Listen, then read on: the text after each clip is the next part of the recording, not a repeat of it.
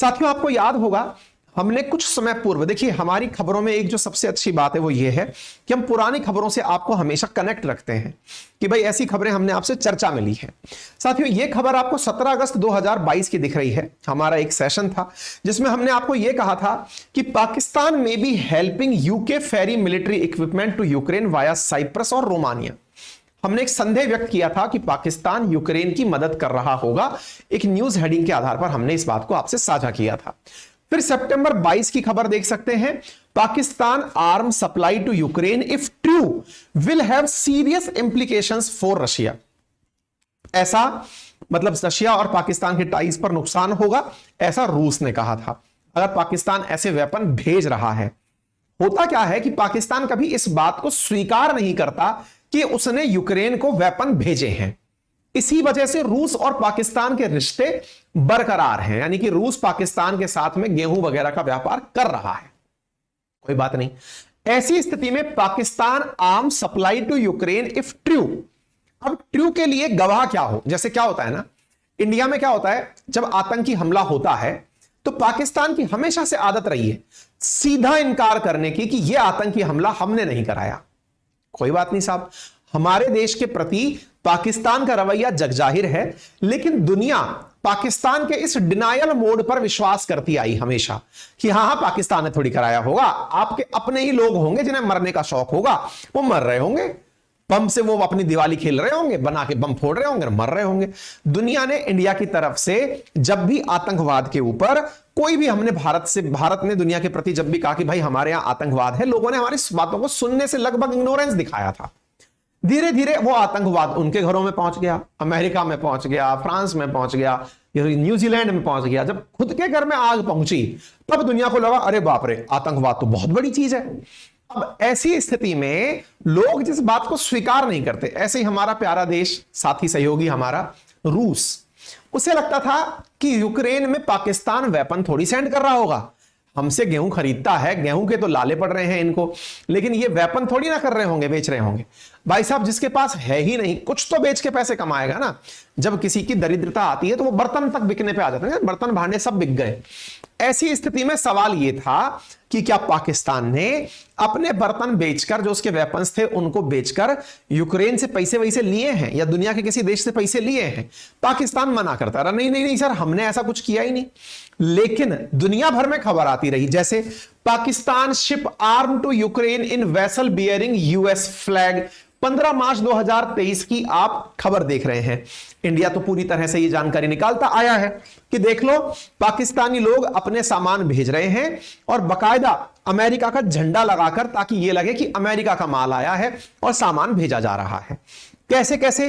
तो आप देखो, हमने एक कंटेनर आपको दिखाया है जिसमें आप देख रहे हैं container shipped from Karachi to German port of Embden.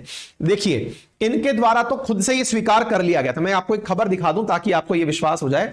कहां गई वो खबर? हमने करी थी यार, कुछ दिनों पहले मैंने खबर की थी। इनके आर्मी के पूर्व जनरल ने यह कहा था कि हमारी सेना, आर्मी जो है, इंडिया से लड़ने की हिम्मत नहीं रखती है क्योंकि हमारे तो पूरे मामले पहले ही खराब हो रखे हैं। ठीक है ना, पर खैर कोई नहीं, हम उस बात तक आपको लेकर चलेंगे। फिलहाल के लिए इन्होंने कंटेनर्स में भरकर, कराची इन दिनों एक्सपोर्टर हो रखा है और जर्मन पोर्ट है एमडेन का, वहां तक इन्होंने अपने द्वारा वेपन्स कंटेनर में भरकर भेजे हैं। तो ये पाकिस्तान के कराची पोर्ट से एमडेन तक कंटेनर गए हैं। रूट क्या रहा? पाकिस्तान के वेपन यूक्रेन तक कैसे पहुंचे? तो सबसे पहले पोलैंड की एक फर्म है जिसने कराची की एक फर्म के साथ एग्रीमेंट साइन किया और उसके बाद पोलैंड के माध्यम से होते हुए पाकिस्तान के जो एक्सपोर्टेड कंसाइनमेंट हैं ये यूक्रेन तक पहुंचाया गया। और इस पूरे काम को करने के लिए कनाडा की एक कंपनी जो है वो इन दोनों के बीच में लाइजन का काम कर रही थी। खबर निकल कर आती है 10 अप्रैल 2023 की, Pakistan to ship 230 containers of defence item to Ukraine in April. 230 container weapons के जो हैं इन्होंने भरकर किसको भेजे? यूक्रेन को भेजे। कोई बात नहीं साहब, पहुंच गए, बात सबको पता होंगी। पर सबसे बड़ी बात यह है कि मरता क्या नहीं करता। पाकिस्तान अपने वेपन बेच रहा है, दैट मींस उसको समझ में आ गया है कि इन वेपन्स को यहां रखने का कोई फायदा नहीं है, चलेंगे तो वैसे भी नहीं, ये अक्सर हम कहते आए हैं। लेकिन रिसेंटली एक न्यूज ऐसी आई जिसने लोगों को सच्चाई से साक्षात्कार करा दिया। अक्सर जब हम कोई न्यूज लाते हैं तो लोगों को लगता है तो पाकिस्तान को ट्रोल कर रहे हैं। आज जो हम खबर लाए हैं ये पाकिस्तान में, इंडिया में छपी हुई खबर नहीं है, दुनिया की खबर है। क्या है, इधर आइए। Pakistani rockets not of good quality, ऐसा यूक्रेन की सेना का कहना है। Poor quality Pakistani ammunition handicap Ukraine soldier on Bakhmut war front. Bakhmut war front क्या है? एक क्षेत्र जहां पर यूक्रेन और रूस की सेनाएं आमने सामने आ रखी हैं। उस वार फ्रंट पर उपस्थित सैनिकों ने कहा है कि साहब इनके जो वेपन हैं वो एकदम पुअर क्वालिटी के हैं। आप इधर देख सकते हैं, made in Pakistan rocket providing to push in Ukraine war, Zelensky army raising threat of defeat. इसकी वजह से जेलेंस्की की सेना को हारने का डर सता रहा है कि बोले भाई साहब अगर यही हालात रहे तो हम सरवाइव नहीं कर पाएंगे, हमारी हालत खराब हो जाएगी। यह बात निकलकर कहां से आई, अब मैं बताता हूं क्या हुआ। असल में 3 दिन पहले बीबीसी ने एक आर्मी कमांडर का, जो यूक्रेनियन आर्मी का कमांडर था, उसका इंटरव्यू कंडक्ट किया। इंटरव्यू कहां पर कनेक्ट किया? तो असल में बैकमुट नामक स्थान है यूक्रेन में, जहां पर रूस और यूक्रेन की सेनाएं आमने सामने लड़ाई लड़ रही हैं। आमने सामने जहां लड़ाई लड़ रही हैं वहां पर इंटरव्यू बीबीसी ने कंडक्ट किया एक आर्मी कमांडर का। उस आर्मी कमांडर से इंटरव्यू में पूछा गया और वो आर्मी कमांडर जो है उसने अपने द्वारा जो बातें बोली वो मैं आपको बीबीसी की कटिंग में सुना रहा हूं। बीबीसी जो कि एक यूके बेस्ड मीडिया चैनल है, वेस्ट की बातें लिखेगा, लेकिन उसने पता नहीं ये बात कैसे लिख दी। जरा इधर देखिए, वो जो आर्मी कमांडर है उसकी बात सुनिए। 1 साल पहले ये व्लादिमीर, वो आर्मी कमांडर का नाम है, या Vladimir Zelensky, Vladimir Putin, Vladimir पता नहीं, नाम कॉमन है ना। And his men were firing all 40 barrels of their BM-21 grade rocket launcher in one go। ये कह रहा है 1 साल पहले हम एक ही बार में 40 रॉकेट दागते थे। Now they can only afford to fire a few at a time at Russian targets। मतलब इससे अंदाजा लगा लो कि इनके पास में एम्यूनेशन यानी कि वेपन्स कितने कम रह गए। एक समय था बैरल के अंदर 40 की 40 रॉकेट एक बार में डाले, बटन दबाया, 40 की 40 रूस की तरफ जाकर गिरे, यानी कि रूस जहां सेना लेके खड़ा है वहां गिरे। आज स्थिति यह हो गई है कि वहां पर रॉकेट डालने के लिए नहीं है, थोड़े थोड़े रॉकेट डाल करके बस फ्रंट पर खड़े होकर काम किया जा रहा है। ऐसा एक आर्मी कमांडर ने बीबीसी को अपने इंटरव्यू में बताया और कहा हमारे पास पर्याप्त मात्रा में एम्यूनेशन नहीं है।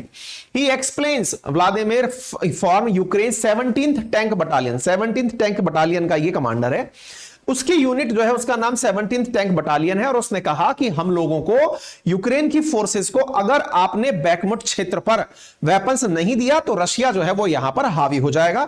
Russian forces are getting ever closer to their goal of taking the city but enormous cost. ठीक है ना। अच्छा, ये सारी बातें आ गई। अच्छा, दूसरा, इस क्षेत्र के अंदर बहुत सारे पेड़ पौधे लगे हुए हैं तो उनमें हम छिपछिपा के काम चला रहे हैं। ये कहां पर है बैकमुट? तो ये रहा बैकमुट, डोनबास से थोड़ा सा आगे की तरफ इस जगह की बात हो रही है। ठीक है। इस इंटरव्यू में उसने और क्या कहा?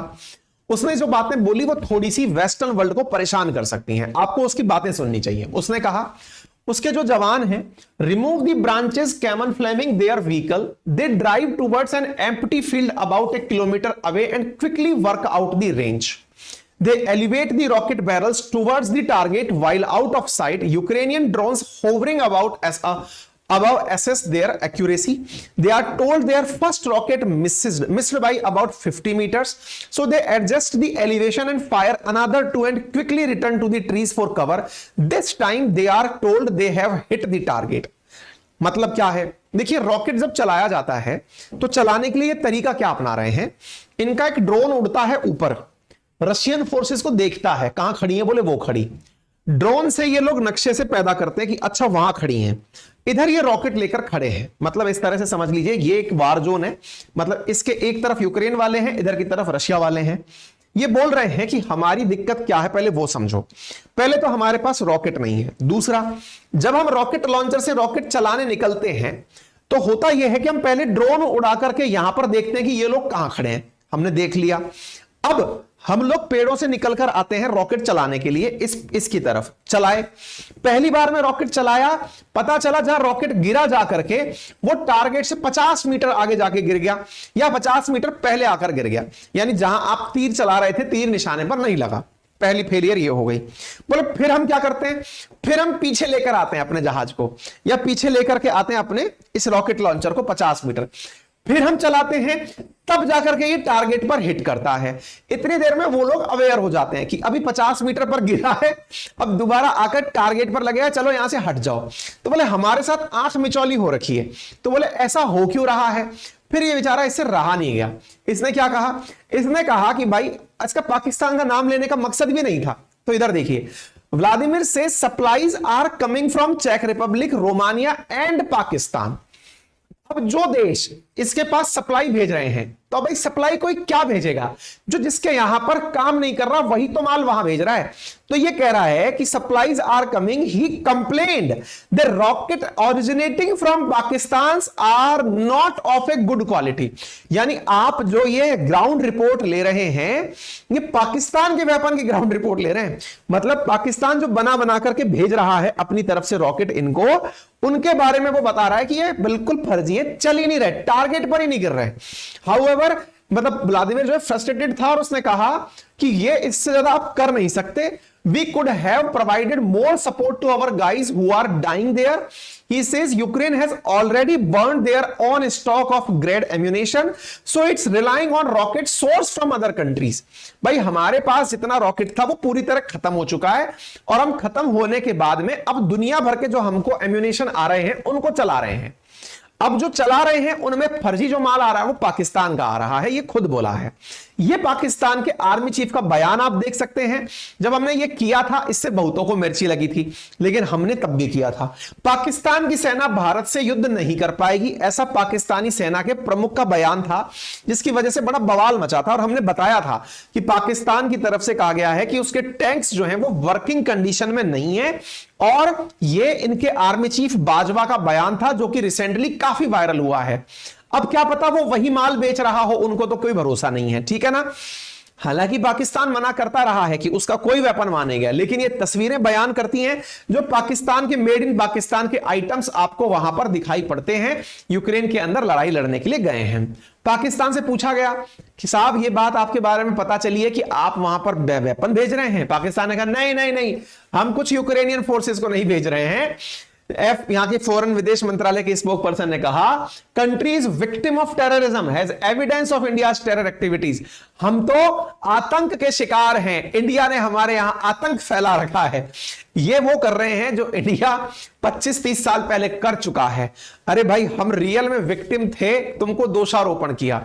अब उल्टा चोर जो है वो कोतवाल के ऊपर शिकबोल आरोप लगा रहा है, क्या कि हमारे ऊपर आतंक हावी हो गया है। बेटा उसको आतंक हावी होना नहीं कहते, तुमने आतंकियों को पैसे देने बंद कर दिए, तो अब वो सुसाइड बम्बर बन के वहां नहीं जा रहे, उनको हुरे मिलने का लालच खत्म हो गया। अब तो वो इंडिया जाकर बम नहीं फोड़ रहे, अब वो तुम्हारे यहां बम फोड़ रहे हैं। अब तो इसके लिए भी जिम्मेदारी हमें दो कि इंडिया तुम्हारे यहां आतंक फोड़ रहा है, ऐसा नहीं है। वो बेरोजगार आतंकवादी है, उसको तुम अब फाइनेंस नहीं कर पा रहे, तो वो इंडिया जा नहीं पा रहा। अब वो बचा हुआ क्या करे, प्रैक्टिस उसने बढ़िया कर ली, प्रैक्टिस बढ़िया कर ली, तो वो तुम्हारे यहां ट्रायल कर रहा है, उसके प्रयोग चल रहे हैं। वो जहां तहां देखता है तुम्ही पे गोले बरसा देता है, क्योंकि इंडिया जाने के नाम पर आप उसको पैसे देते थे, अब पैसा आपके पास ही नहीं बचा, तो जो सीख कर जिहादी बना बैठा है आपके देश में वो आप ही को मार रहा है। ठीक है, इसको इंडिया बेस्ड टेररिज्म मत कहो, आप ही के लोग हैं, आप ही के बेरोजगार आतंकवादी हैं, और वो आपके यहां पर इस तरह का काम कर रहे हैं। ठीक है, आपकी स्थिति सबसे छुपी हुई नहीं है, सबको समझ में आता है। फिर भी आपके दिमाग में सवाल बनेगा, लेकिन सर पाकिस्तान ने एक्सपोर्ट तो किया ना उसको। बिल्कुल, इनका प्यार आज का नहीं है, पुराना है। कैसे? देखो, Ukraine to supply Pakistan military with MI-17 helicopter engine and spares. कहानी क्या है आप इधर देख सकते हैं, 27 अप्रैल की कहानी है। यूक्रेन ने कहा है कि देखो आपके पास जो MI-17 हेलीकॉप्टर है उसके जो स्पेयर पार्ट्स हैं वो हम आपको भेज देंगे। इस प्रकार से इनके बीच मित्रता चल रही है। ये रॉकेट भेज रहा है, उधर से हेलीकॉप्टर को सुधारने का माल भेजा जा रहा है। आप पूछेंगे MI-17? जी हां, ये एक ट्रांसपोर्ट हेलीकॉप्टर है, सोवियत रूस मेड है। यूक्रेन में भी इसका इस्तेमाल होता है। दुनिया के 60 से ज्यादा देशों में इसका इस्तेमाल होता है। 12,000 से ज्यादा देश इसका 12,000 से ज्यादा अभी तक हेलीकॉप्टर इसको दुनिया भर में यूज हो रहे हैं, 60 देशों में यूज हो रहे हैं। इसके लिए जो आवश्यक जो मतलब मशीनरी है वो यूक्रेन पाकिस्तान को भेज रहा है। तो कुल जमा बात यह है कि जो व्लादिमीर की बात है इसको सभी लोग मान लो। We are worried our western allies are getting tired of helping us. ये फ्रस्ट्रेट होकर बोल रहा है पाकिस्तान के तो फर्जी निकल आए, और जो पश्चिमी देश हैं अब वो भी हमारी मदद कर करके थक चुके हैं। आप और हम तो क्या कयास लगा रहे थे? हम कयास ये लगा रहे थे कि पश्चिमी देश जो है वो मिलकर के रूस के खिलाफ एक हो रहे हैं, लेकिन वहां सेना के कमांडर का बयान बीबीसी को क्या है कि पश्चिमी देश भी हमको वेपन देने के लिए कोशिश कर करके थक लिए हैं, उनकी इकोनॉमिक खुद की खत्म होती जा रही है। इसके बाद में आप इस बयान से इस बात की पुष्टि कर सकते हैं। कल का जेलेंस्की का बयान है, और क्या कहा है जेलेंस्की ने? Ukraine will launch counter offensive without western fighter aircraft. यानी जेलेंस्की के दिमाग में एक अजब प्रकार का बुखार सवार हुआ है। अगर पश्चिम ने मेरी मदद नहीं भी की तो भी मैं जाकर के गोलियां चलाऊंगा रशिया के ऊपर वाले हिस्सों पर, और हम काउंटर ऑफेंसिव एयरक्राफ्ट से जाकर के वहां पर मतलब अपने सहयोगियों के बिना भी जाकर के ये रशिया पर हमला करेगा।